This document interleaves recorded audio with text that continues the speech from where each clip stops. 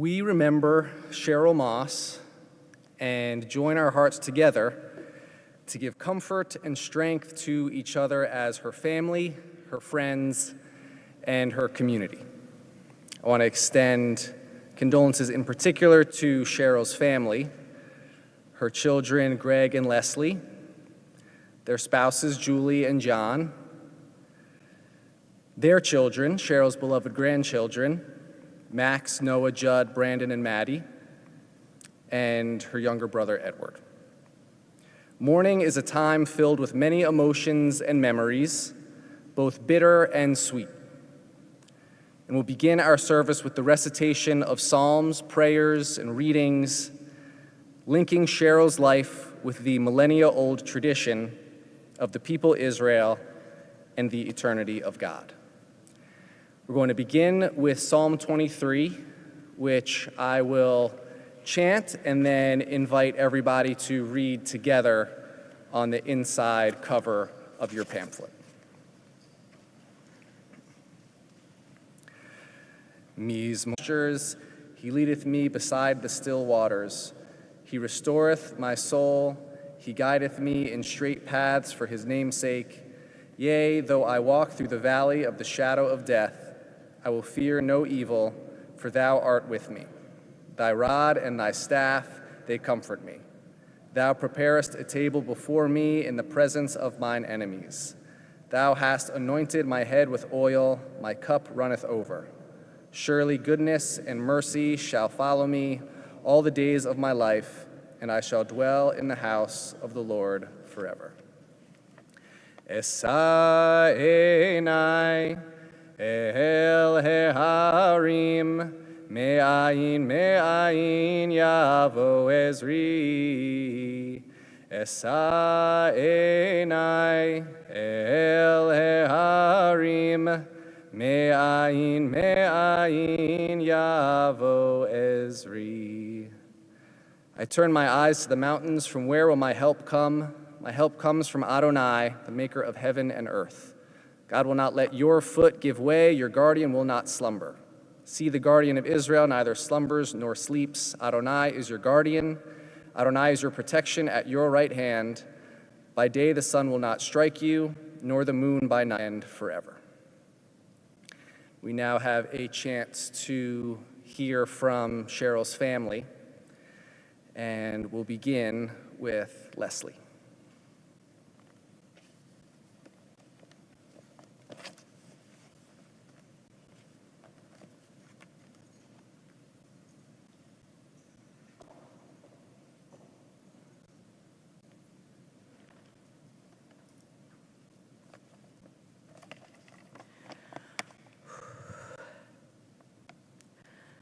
I want to once again, and all too soon, thank each and every one of you for being here and for all of the beautiful messages you have sent in the past few days.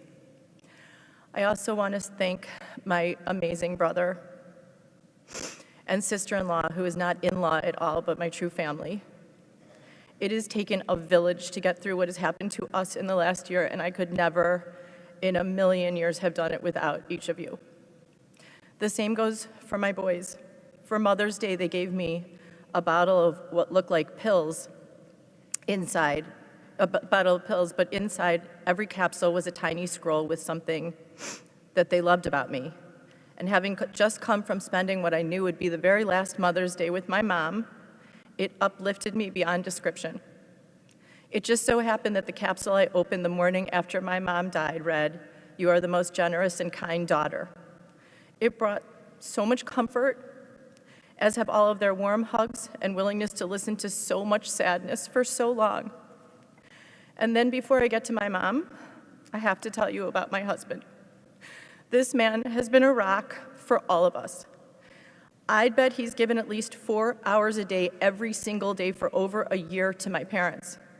There were logistics galore, but also endless love and support for each of them and for me. John is the best gift that God has ever bestowed upon me. And now my mom. Sheryl Moss was a force. She was strong, she was smart, she was irrelevant, she had style, wit, and pizzazz. But deep down, more than any of that, she was a nurturer. She loved her children and her grandchildren and her friends with every bone in her body. And ultimately, I believe that's what led her to find my dad. They were bonded by that sense of love for family, and look what they created. It's all right here in the front row. And in the end, to me, that's what matters most. It's what we're here on this earth to do, and she did it with extraordinary will and determination and thoughtfulness and love. One illustrative story: when I had my first baby, Noah, I was terrified to give him a bath. So Greg and Julie came over to help and taught me the ropes, but that poor baby was screaming bloody murder the whole time, and I was having a complete breakdown. The next time Noah needed a bath, my mom came. And I will never forget, no offense, Greg, but I will never forget how she kept him wrapped tightly in a towel and removed each limb one by one to gently wash it with a warm washcloth. He was so serene and calm, and that cemented our relationship as grandma, mom, and grandson forever. Let's take a breath now and focus on that wicked sense of humor. I'm quite certain that there's not a soul in this room who hasn't found themselves either blushing a deep dark red or laughing so hard that there were tears pouring down their faces from something that Sheryl Moss said. Most of the examples that come to mind are not fit for repeating in Temple.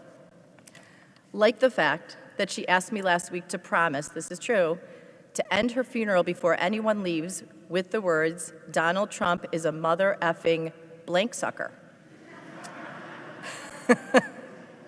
If any of you choose to vote for him in November, I cannot guarantee your safety now that she is above us and she can see all. As I did with my dad only 7 months ago, I want to focus on the many gifts that I got from my mom. Most of all, she gave me her strength. She was determined to make sure that I was always told how smart and capable I was, that I could accomplish anything I set my mind to, and that I would never have to depend on anyone else to put food on the table for my children. And that was a great gift because there was a time in my life that I very much needed to be able to fend for myself, and I was able to do so, to make a new start for myself based on the education and confidence that she instilled. The flip side of that is that she also passed on her love of shopping so that any money that I was and am able to earn doesn't necessarily last all that long. I found my speech the other day from her 60th birthday party, and I will repeat here from that speech that no one other than Imelda could possibly have as many pairs of shoes as Sheryl Moss. When I was cleaning out her house and then her apartment, the number of pairs of shoes I found just seemed to keep multiplying to infinity. And then there was her beauty. There was never a greater compliment than being told I look like her, even at 80 years old. She was absolutely stunning. Julie kept marveling as she died that there were literally no wrinkles on her face. Another gift I'll mention is my mom's extraordinary intelligence. This was one whip-smart lady. The last few years, I've been begging her to write a blog. I think most of you have been the recipients of her well-reasoned and quite eloquently written missives on the topics relating to current events, which is another passion she shared with my dad.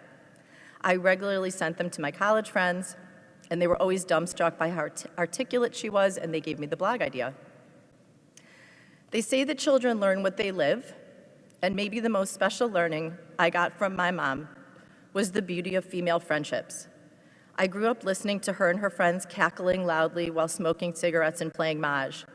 That was followed by the incredible friendships she made at Twin Orchard, through golf and canasta. This whole room and heaven above is full of women she touched and who touched her. She joyfully celebrated their every triumph and emphatically mourned their trials and tribulations. All of you meant the world to her, as I know she did to you. About a month ago, she asked me to text a few of her closest friends with updates as to her health. Who were her closest friends? About 28 women. I am ever so grateful to my mom for setting this particular example, as I don't know how in the world I could have ever gotten through the last few years without my own special friends. A last great gift was her devotion to Judaism and to Israel. My mom studied Torah as an adult and learned to speak and write Hebrew. We celebrated every holiday as a family, which bound us tightly. In keeping with that, I started to study as well when I was 41. My mom actually spent a year per grandchild needle pointing a tallis bag tailored to each one of them. And in them, she placed a letter. I found the letters to my boys last night, and I will read one quote. She wrote, "When I was growing up, I practiced Judaism because that's all I knew as a girl. But then I studied as an adult and found such depth of humanity in the basic premises of Judaism. I think those early believers who structured our practices were so brilliant and so thoughtful in the way they approached life, especially considering the harsh and primitive times in which they lived." Viewing the Torah as a guide to living a meaningful life truly changed everything for me after I started studying, and it was such a special, important bond that I shared with my mom. L'dor B'dor, Mom. At my grandma's funeral, I'll always remember that my mom's first words were that she never thought she'd be able to take a breath on this earth without her mother here, but that somehow she was still breathing. "I only hope that I have been the daughter to you that you were to your mother, and somehow I will keep breathing too, but I will always be grateful to you for giving me life and the many, many gifts you have bestowed upon me, and I will miss you every day now and forever. Rest in peace."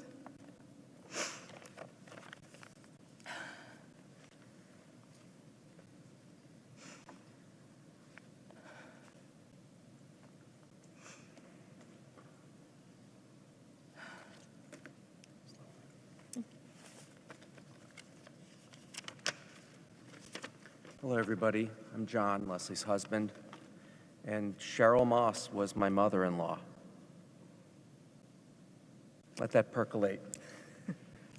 As Leslie said, she was a force to be reckoned with. But let me tell you something. I first met Sheryl when Leslie and I were somewhat of a serious dating item already, and when I met her, I was immediately struck by the twinkle she had in her eye, her wicked sense of humor, how beautiful she was, and how intelligent she was. And from that point on through the rest of Sheryl's life, she was just wonderful to me. She was always going out of the way to be thoughtful and kind to me, and we had a very special relationship. If I happened to mention I liked some sort of cookie I saw in the grocery store, she would bring it over every time she'd come by to the house. She had a wonderful relationship with my family, and particularly my mother, and Sheryl was really just wonderful to me in a very important way when I lost my mom. She worked hard every birthday that I had to make sure that I got a gift that she thought would be meaningful, often harassing Leslie to a great extent to make sure that she could find something. She was loving to my children and would always try to spoil them, often through food. She loved to cook, and she loved to bake for people and loved to feed people, and we all loved her delicious banana bread particularly. We shared a compassion and a joint compassion for food together, although she, in later years, to help keep Michael healthy, used lots of ingredients like, "I can't believe it's not butter," and something she had called "no salt, salt." And it was something we always bonded over. We loved to try each other's dishes, and it's a way we both expressed love for people in our family. In the last few months of her life, when she spent a lot of time in the hospital, of course, she rightly complained about the hospital food that she was being tormented by. And I spent many occasions, talking to her on the phone, encouraging her to come up with something that we could bring her, whether it was something from home or something from a restaurant. And the other family members were doing the same thing. And it was a nice way of us, bonding and staying in touch with her and spending quality time with her. And when it was my turn, I would sometimes eat along with her, and we would have long conversations, and she would ask about detailed stories. She wanted to know everything going on with my boys, and wanting to know what's going on with Leslie and her work. and we would spend the remaining time trying to, solve world political issues through her eyes and her own brand of biting humor. Leslie thought I was doing her a favor by visiting her mom, but that was not the case at all. It was always a pleasure to be with your mom, and I love those moments. I did not know what Leslie was going to say before she stepped up, and I had my own version of Sheryl's final wishes. Mine went a little differently. I was a little more politic. I said that when she knew that the end was coming soon, she asked if someone could say something very specific about a particular politician with blonde, wavy hair, but that I didn't want to say it out loud in fear of embarrassing her or Leslie, but was going to offer to tell everybody about it at the Shiva. So I'm glad you got that out of the way. You did a better job. At any rate, I know that Sheryl was many things to many people. To me, she was just a wonderful, lovely person, and I'm glad to have her. I loved her, I'll miss her, and my condolences go out to everybody else who loved her as well.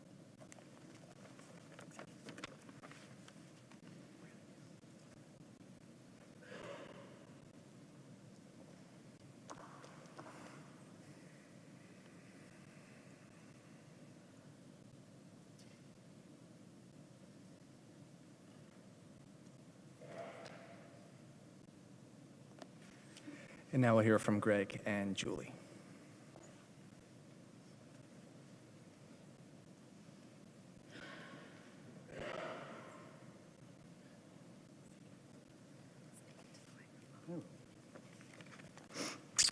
Before I get started, I just want to say thank you to Leslie and John. Like Leslie said, it was a long journey, and without the two of them, I don't know what we would have done, or what Julie and I would have done without you two. So love you forever and love you so much. Thank you.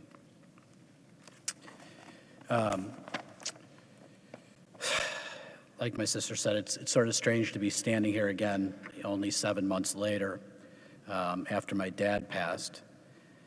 But as Forrest Gump said, and is so true, life is like a box of chocolates. You never know what you're going to get. With that said, as I said, it's been such a long journey, 2 to 3 years for me and Julie and my sister and John and our kids. Having 2 sick parents back to back and both eventually passing away despite our best efforts with doctors and rehab facilities and caregivers, and all that entails is I'm sure you can all imagine, emotionally and physically draining, to say the least. It has definitely taken a toll on all of us in one way or another. However, what I will say is that even though I knew this before all of it happened, I now realize more than ever how lucky I am to have such absolutely incredible friends. While it certainly wasn't my intention, ultimately so many of my conversations with my friends over these past couple of years were spent going through events of the day, week, or month pertaining to my parents. And despite what must have been a tiresome subject for all of you, not one of my friends ever did anything other than provide the most love, compassion, empathy, and sympathy for me, my family, and my parents. And for that, I will never forget or take for granted any of you or your friendships or what you mean to me. I don't need to name names. You all know who you are, and I love you all from the bottom of my heart. I also want to thank all of you who at one time or another reached out to ask me about my mom, both before and after she passed, or when you saw me.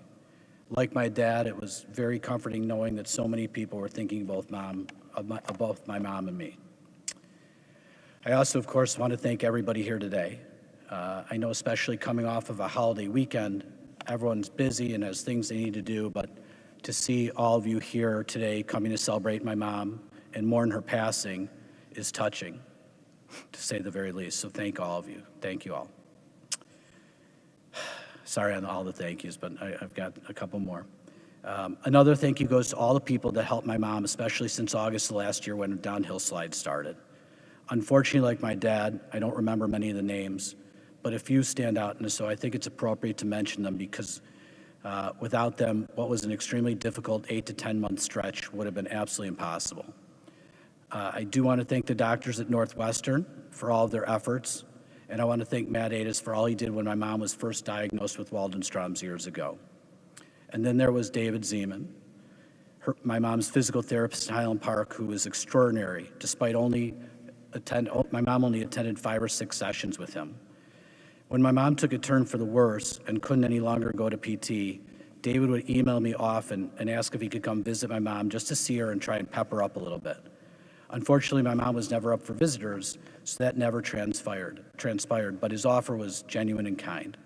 When my mom passed away, I emailed David to let him know, and part of his response was the following. I'm so sorry to hear about your mom. I adored everything about her.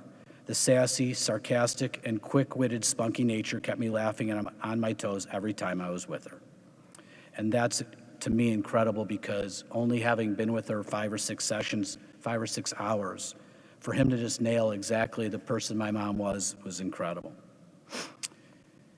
However, I have to say that probably the truest thanks goes to the caregivers that stayed with my mom and took care of her. And while there are many, the 2 my mom loved the most were Gloria and Mia. A special thanks goes to Mia, who took care of my mom at the very end and was with us when my mom took her last breath, and actually kissed my mom goodbye as she was leaving her house for the last time. We will never forget either of you. And of course, I also can't thank Fran Brodsky enough for all she did for my mom and dad. Fran is and was the best. She helped flawlessly guide my sister and I with respect to all the care that was needed, as you can only imagine how much there was.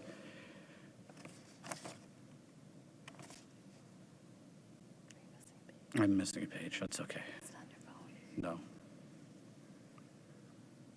Oh, God. Adlib. I'm gonna ad lib. Oh, I'm not missing a page, there you go.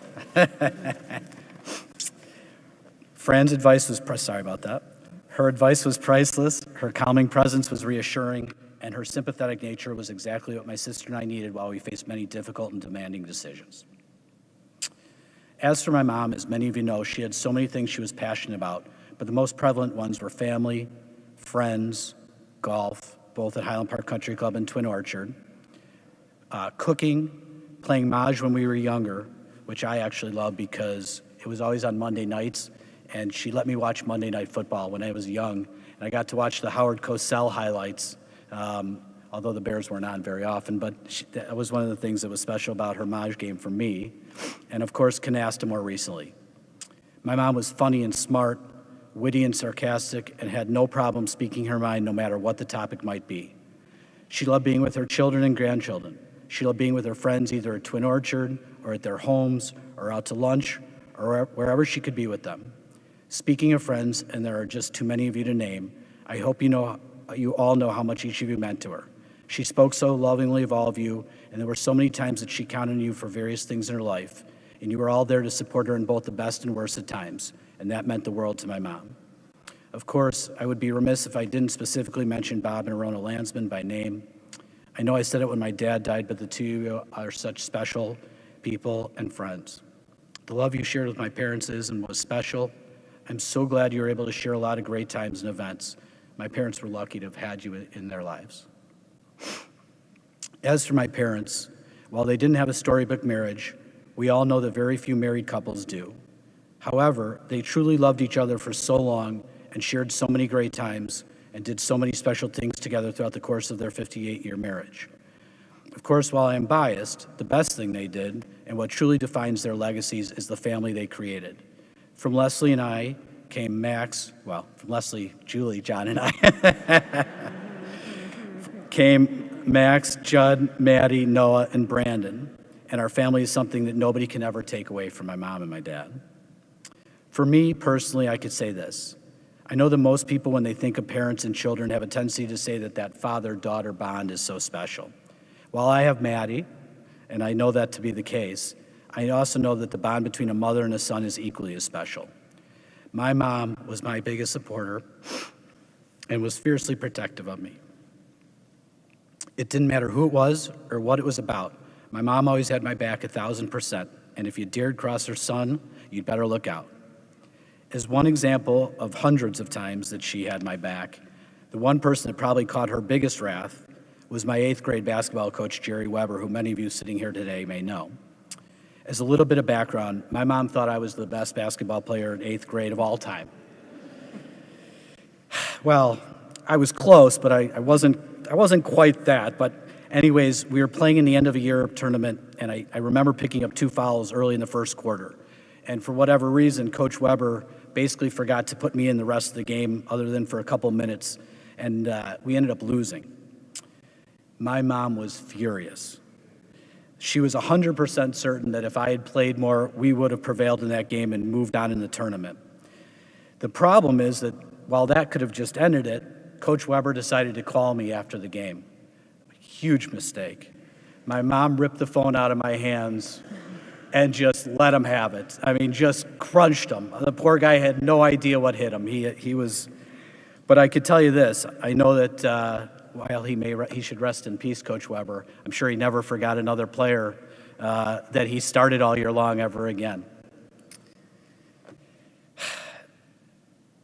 There's countless other stories just like that one, and certainly too many to tell and have you guys sit and listen. But for those who knew my mom or were part of some of her stories, you can use your imagination, and I'm sure would not be surprised by any of them. The one last thing that I will share is the advice she gave me. Unfortunately, you guys probably remember some of the things I said about the advice my dad gave me. She gave me a little something different.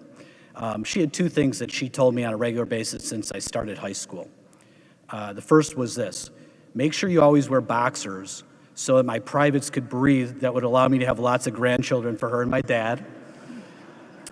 And the second one, I shouldn't say it, but the second one was never let a girl I was fooling around with tie me up. Those were her big things. That was my mom. Crazy. To Julie, my mom was so happy from the very day she met you and was overjoyed that you chose to marry me. She loved talking to you, she loved laughing with you, and just being with you. She flat out loved you from the very bottom of her heart and was so impressed by everything you did, including the most important thing to her, which was raising her grandchildren to become the special people that they are today. To Max, Judd, and Maddie, please know that Grandma was so very proud of each of you and loved you with all her heart. When she decided to stop her treatment and enter hospice, she asked me what I thought of that decision. I told her I really wasn't the best person to ask because I'm afraid to die. Without hesitation or skipping a beat, my mom looked me right in the eye, and she told me she wasn't afraid to die and was at peace with her decision to stop treatment and enter hospice, because not only did she know that Aunt Leslie and I were great, but she knew that her grandchildren were spectacular, and that she could die knowing that you were the best kids and we'd be tremendous successes in life with amazing families. She was over the moon when Max was born. She called him the most beautiful baby boy she'd ever seen and loved spending time with him and feeding him. She found Judd to be the most special person. She loved how he counted the score after every field goal or touchdown the Bears made, and then used the computer when he was only 4 years old. She also had the best time hosting Judd and Jake Pilot in Florida for weekends of food and golf. And of course, she couldn't have been any more thrilled by the arrival of her only granddaughter, Maddie. She loved everything about you. She loved being with you. She loved running her fingers through your hair. She was over the moon, and she was over the moon for you when you got accepted to University of Wisconsin because she knew that made you so happy. Finally, to my mom. You will be missed. I was so lucky to have had your wit and smarts and humor and everything else that went along with you in my life. You made a beautiful family, and you taught us what it was to take care of each other. You would have smiled if you'd heard and read all the beautiful tributes I received from friends of mine and friends of yours. Although I will miss you forever, I really did mean it when I told you it was okay to stop fighting. And I'm so glad you heeded my advice and passed away quietly and peacefully so that the pain and agony and frustration you dealt with since last August is over. It's impossible to express how terrible it felt for you during the last 8 to 9 months. And so for that, I'm glad you're in a better place where you can be with your dear friends who preceded you in death and you can be free. I can't thank you enough for being my protector and putting me on a pedestal that I didn't deserve, but was always very proud to be on. I know there will be things I will do along the road the rest of my life that may seem like I should be knocked off that pedestal, but I know you will never allow that to happen in your world. And of course, I want you to know I was proud to be your son and proud you are my mom. I love you so much. Please rest in peace.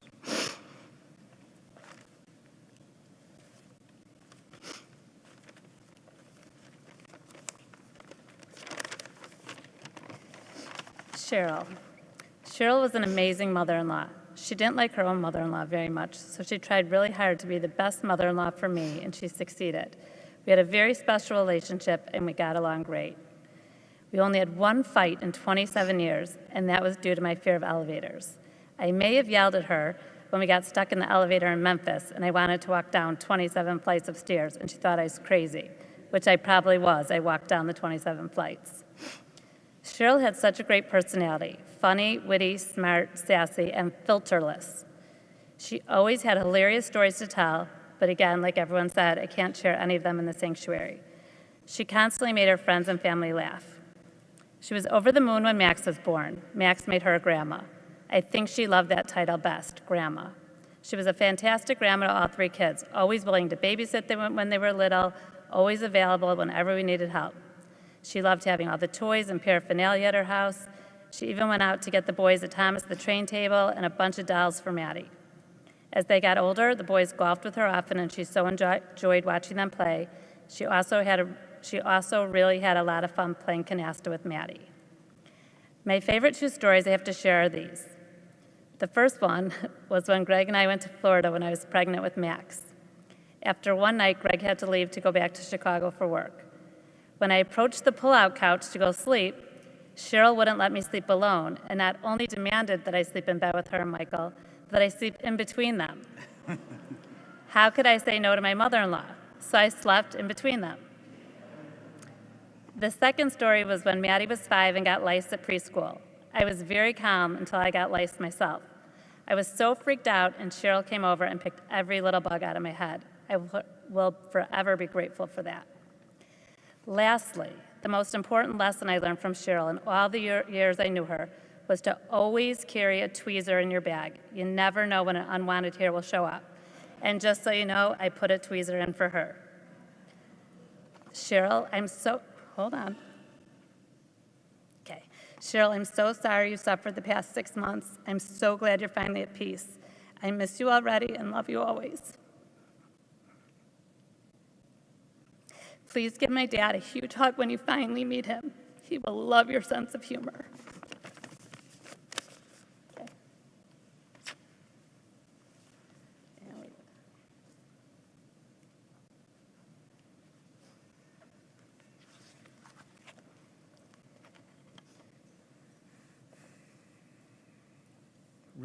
Really beautiful eulogies. I also think it's worth noting quickly, both Greg and Leslie started out their speeches with a lot of gratitude, something that Sheryl expressed particularly for her family at the end of her life, and I know that means a lot. And now we'll hear from Sheryl's grandchildren, Noah, Brandon, Judd, Max, Maddie.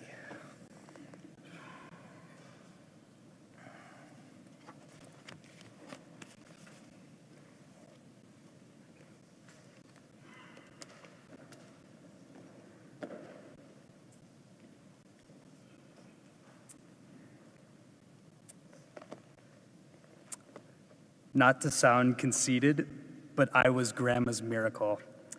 Every time we talked, she would greet me by saying, "Hello, my number one grandson," and somehow find a way to weave into our conversation the story of how I was born, or as she liked to call it, the day she became a grandmother.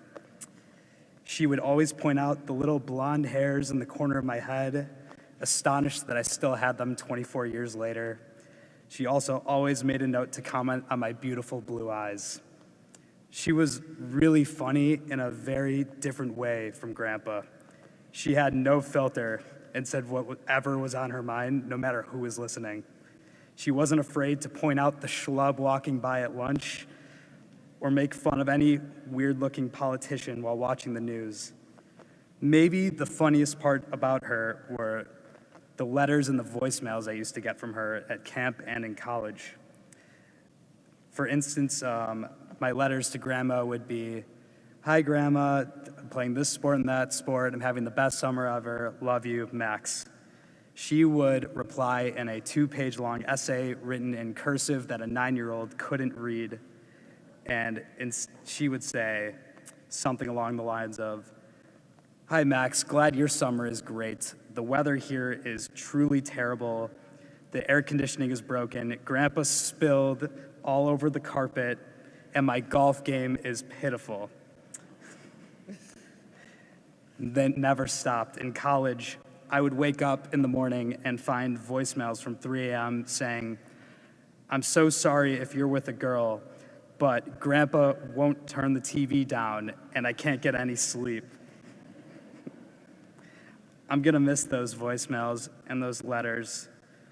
I'm gonna miss the cards that she sent every holiday, no matter what, along with her chocolate chip banana bread. That was truly the best dessert ever.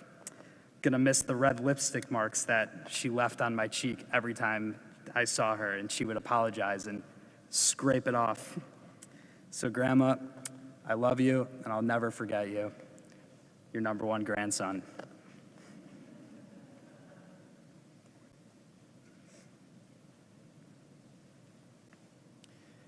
Hi, everyone.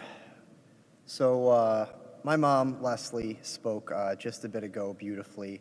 And one thing that she had kind of spoke particularly about was the first bath that my grandma gave me and the care that she provided. And more than that, I think she used the perfect word, which was serenity. And ultimately, that's what a grandma is for their grandson or their grandchild, right? It is this undeniable, inevitable warmth that fills the room and that fills your heart as soon as you're with them. And that is something that Sheryl undeniably provided for her entire life. She was the most stable, there for you person at any moment. If there was ever something wrong, she was there. In fact, within the last few years, she has called me when my parents are away to offer assistance if needed, which was very kind of her. But I think really what sets her apart from most people was how proud of herself and who she was that she was. And she was not afraid to be herself, as others have echoed. And even if that meant saying some things that maybe we can't repeat so much right now, it was really a beautiful sentiment that I think I learned so much from and will continue to learn from my entire life. My fondest memories of her are in her kitchen, as others have noted, where she was not only a phenomenal chef and baker, but she loved to do it.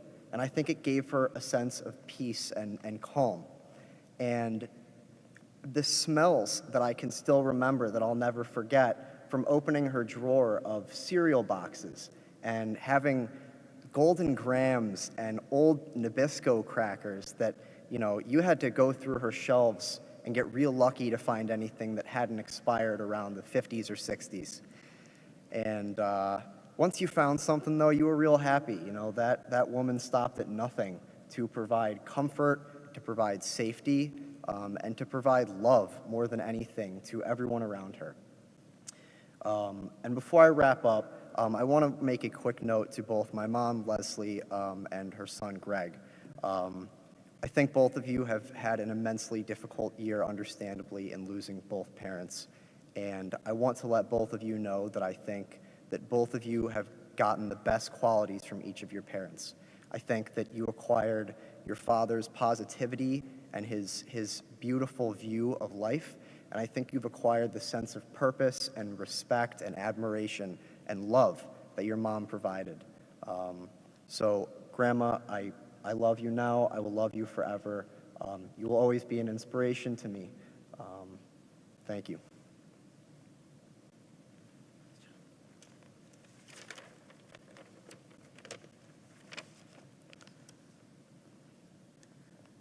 The number one characteristic to me that stuck out about Grandma to me was how caring she was. She always wanted to be the best grandmother possible and wanted to be involved in our lives in any way she could. Whether that was taking us to play golf, supporting us by coming to our sporting events, or just asking us to grab dinner, Grandma was always willing to take care of us.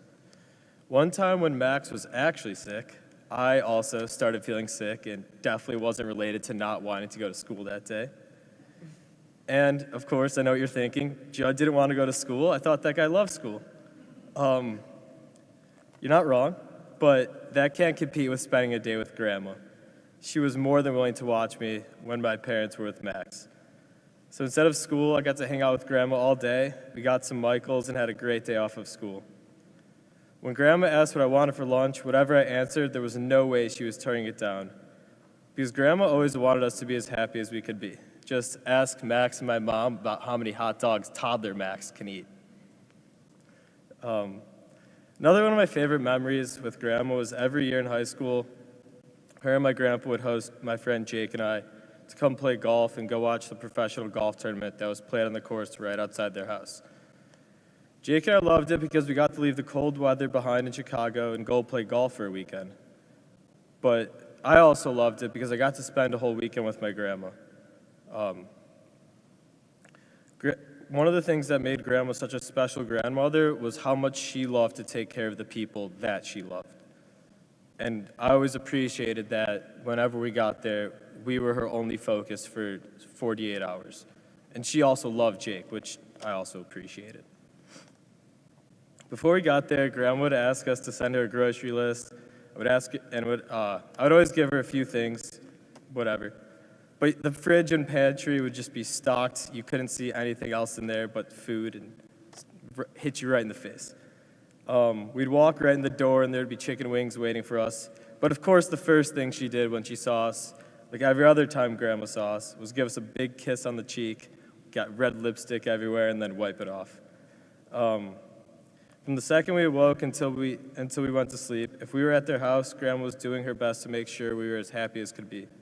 That usually meant Grandma offering me a slice of babka every 5 minutes, but it also meant Grandma was willing to do whatever we wanted, just so we could have the best weekend possible. Those weekends were always something I looked forward to as soon as winter hit, because it meant I got to spend a full weekend with Grandma. And it's this caring nature and how much Grandma loves us that I'll miss most, and I love you forever.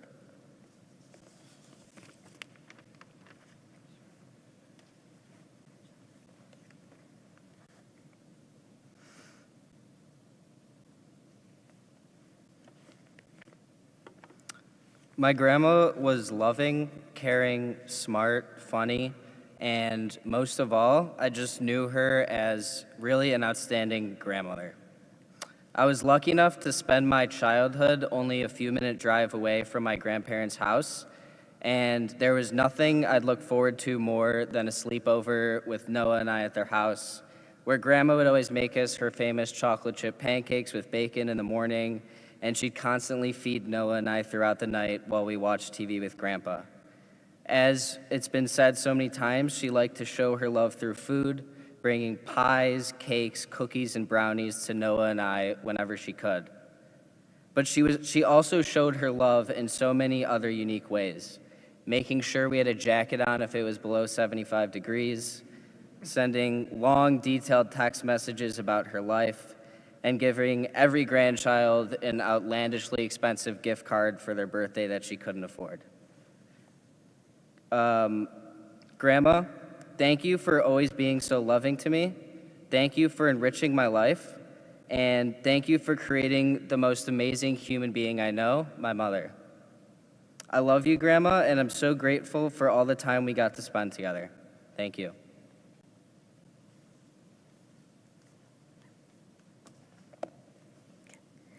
Every year when my birthday comes around, my grandma would call me, and the first thing she would tell me was the story of her and my grandpa's reaction to finding out they finally got a granddaughter after years of having just boys in the family.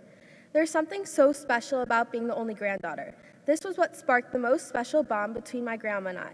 We always shopped, went to lunch, and did our makeup together while the boys played golf. My grandma took me to all her special boutiques, and we always had fun together. My grandma also taught me how to play cards, and we always had so much fun playing together. We always had so much fun, and I'm forever grateful for that. Grandma, I seriously cannot believe this is real, and it will never feel real. You were so special to me, and I hope you know how much you meant to me. I always cherish our dates and our times we spent together. Thank you for always making all of us feel so special and always encouraging us to be the best versions of ourselves. I will miss all your long texts you sent to our families, and yes, I did read them. You will forever be the best, and I love you so much. I wish I could give you one more kiss and hug, but I know you're in a better place and watching over all of us. I will always remember you as best grandma and will forever think of your memories of blessing. I love you, Grandma.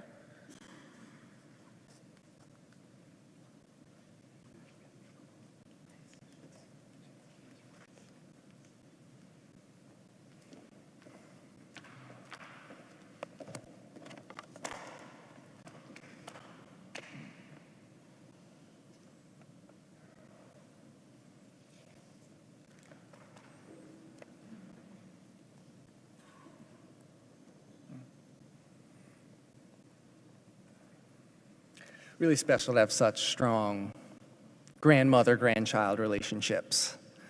And as we've heard, I know this is something that was really important to Sheryl as well. On the Jewish calendar, we are currently in the 7-week period between the festivals of Passover and Shavuot. It's a period called the Omer. Each of these 7 weeks is associated with a sacred quality. And this week's is Yesod, which means foundation. I find it fitting, especially after all we've just heard, that we are honoring Sheryl Moss's memory during this week of the Omer in particular, because she was so foundational in the lives of her beloved family and friends. Sheryl was born on the south side of Chicago to Henrietta and Alan Suckerman, and was the older sister to Edward, who she loved very much. During high school, the Suckermans moved to Skokie, where Sheryl attended Niles West before studying literature at University of Illinois. After a blind date led to a summer romance with the man who would become her husband, she told Michael, may his memory be a blessing, that she was going to date other people when she got back to Champaign unless he proposed. They were engaged and then married shortly thereafter. Sheryl and Michael were the foundation of their growing family. Sheryl taught high school English in Skokie before having Leslie, which prompted their move from Skokie to Highland Park when they were expecting Greg. While Michael worked long and hard hours, Sheryl took great care of her family, her parents and in-laws, in addition to her children. She encouraged Leslie's intellect and career aspirations and showed up for all of Greg's games. She was so proud of her children, their lives, their careers, and eventually their families, as Greg and Julie and Leslie and John began families of their own. When Greg and Julie welcomed Max to the family, Sheryl turned into a loving and doting grandmother, a role she truly cherished. Max, Noah, Judd, Brandon, and Maddie were some of the great loves of her life, and she would show them through long text messages and letters, sleepovers at Grandma and Grandpa's, and chocolate chip pancakes in the morning, in addition to her individual relationship with each of them. Sheryl is the foundation for this close and loving family, a really special blessing and legacy that she's leaving. Beyond her family, Sheryl was also a foundational figure in her close friends' lives. As we heard at her 60th birthday party, there was a seemingly endless stream of friends who wanted to give speeches about how good of a friend Sheryl was to them. She was a doer, enjoyed spending time with those friends, taking classes, learning Hebrew, playing cards, volunteering with ORT and parent-teacher organizations, golfing with Michael, going to Israel with the whole family for Maddie's bat mitzvah. Sheryl lived an active and full life. Part of the idea of these sacred characteristics on the Jewish calendar is that we can emulate these characteristics in our own lives. The way Sheryl is a foundation to so many in her life, we can honor her memory by loving and supporting family and friends how she did. Calling or writing to check in, cooking a special dish for someone, hosting a holiday gathering, making a loving wisecrack, spending time with family. These are just some of the ways that Sheryl's memory can continue to be a blessing, one as foundational as the life she lived. At this time, we are going to offer the memorial prayer to honor Sheryl's life, as it was a blessing in so many ways. We give thanks to God for having been on a journey in life together with her. And in the sadness of her death, we can find comfort in knowing that her soul is bound up in life eternal with God, and her memory will forever be a blessing. We'll offer words of our tradition as we pray that God protects and keeps Sheryl's soul for eternity. If you are able to do so, I invite you to rise for El Male Rachamim. I will chant the Hebrew, and then I'll invite us all to read the English together on the third page of your pamphlet.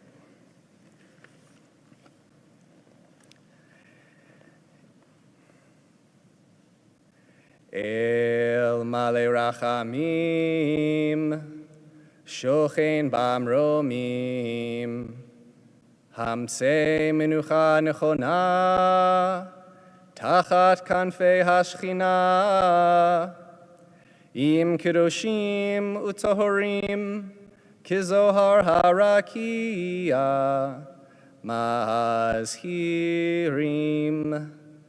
Et Nishmat Saratova, Shehalcha Le'olama, Baal Harachamim, Yastireha Beseter Kanafav Le'olamim, V'yitzror Bitzror Hachaim Et Nishmata, Adonai Hu Nachalata, V'tanuach B'shalom, Al Mishkava, Vinomar, Amen.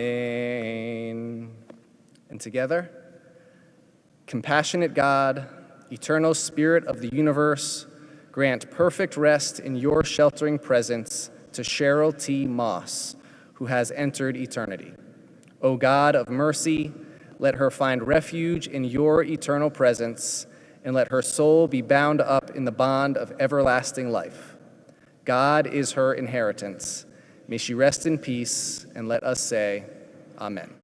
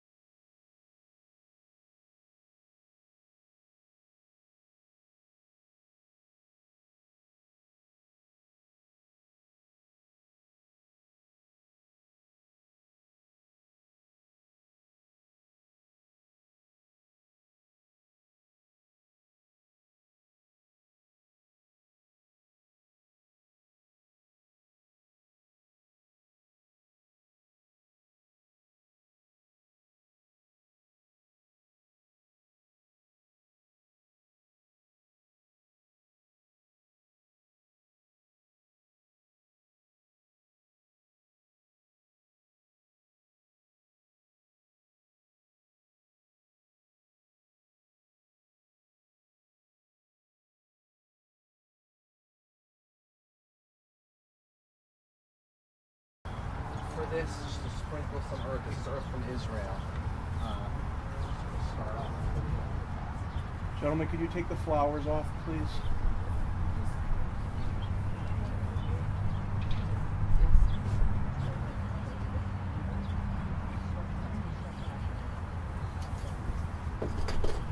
Gentlemen, give them 1 second. They're going to place earth on the casket.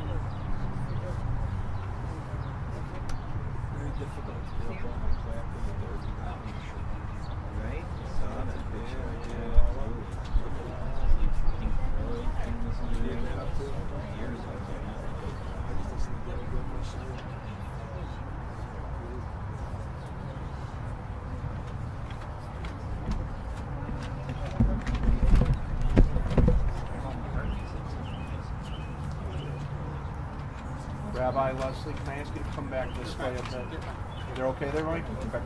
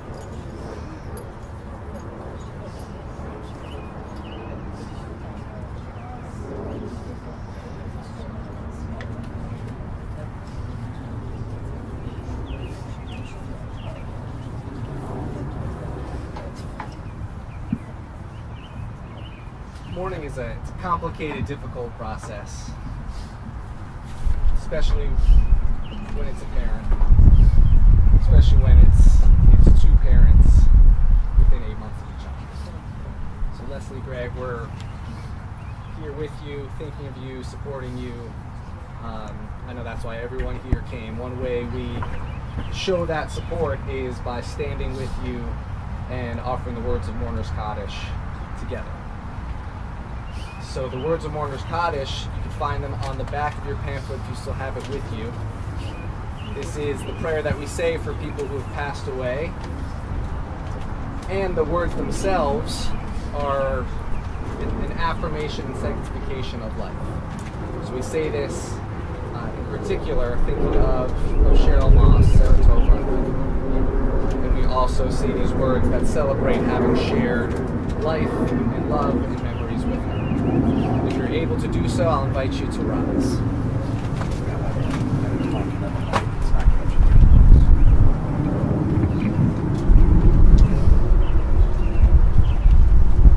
Please join with me. Yitgadal v'yitgadash shmei Rabbah. Ve'alma divra chirutei v'yamlich malchutei. V'chayechon u'yomechon u'chayei v'chol beit Yisrael. Ba'agala u'bizman karib v'imru amen. Yehi shmei Rabbah mevorach ve'alam u'almei al-maya. Yitbarach v'yishtabach v'yitba'ar v'yitromam v'yitnaseh. V'yitadar v'yitalev v'yithalal shmei d'kudsha brichu. Le'ela min kol birchata v'shirata tushbechata v'nechemata v'amiran be'olma v'imru amen. Yehi shlama rabba min shamaya v'chayim aleinu ve'al kol Yisrael v'imru amen. Oseh shalom b'mromav v'hu ya'aseh shalom aleinu ve'al kol Yisrael v'imru amen. And one last thing that we can do here, graveside, to honor Sheryl's memory, there's a tradition to shovel earth onto her grave, 3 shovels full. We say in the Jewish tradition, from dust we came, from dust we return. And this is considered a special mitzvah, an obligation in our tradition, because it's something that the person that we're doing it for won't pay us back for. It's truly out of the love and generosity of our hearts, of your hearts. So I'll invite the family first to do so, and then after them, if you'd like to participate in this mitzvah, you can. There are 2 buckets on that side of the grave to shovel some earth onto Sheryl's graveside.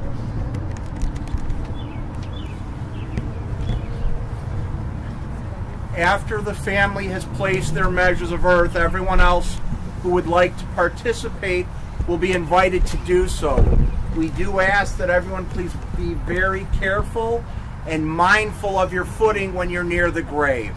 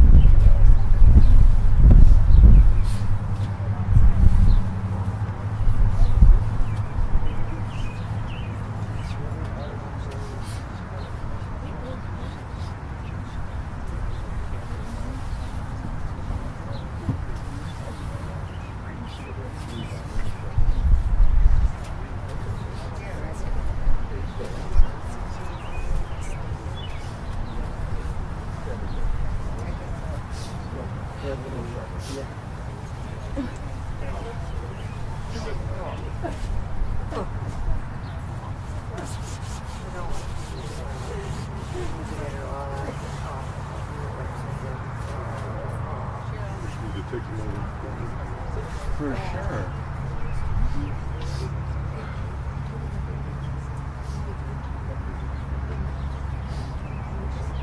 This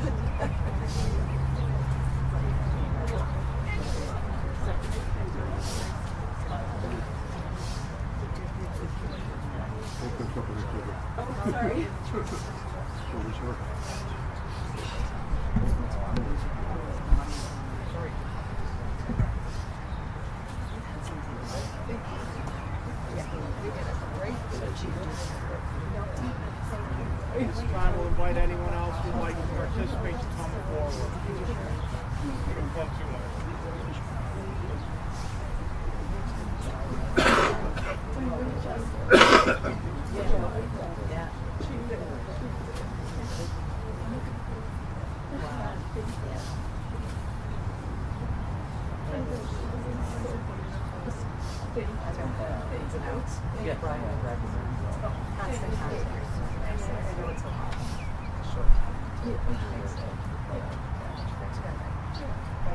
I was going to say, I don't know. I don't know. Yeah.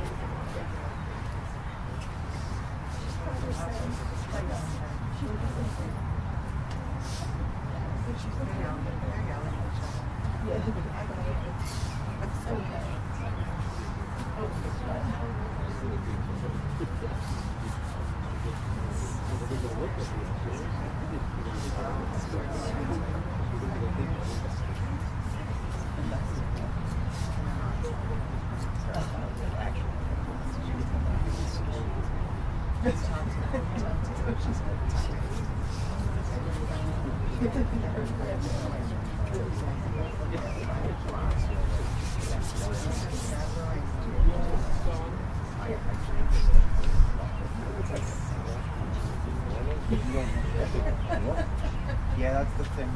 You're not going to be contemplating. That's my point, though. Is I don't know.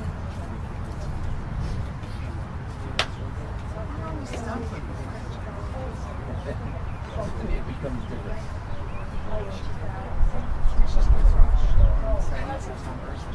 Get that? So I'm sure that's right.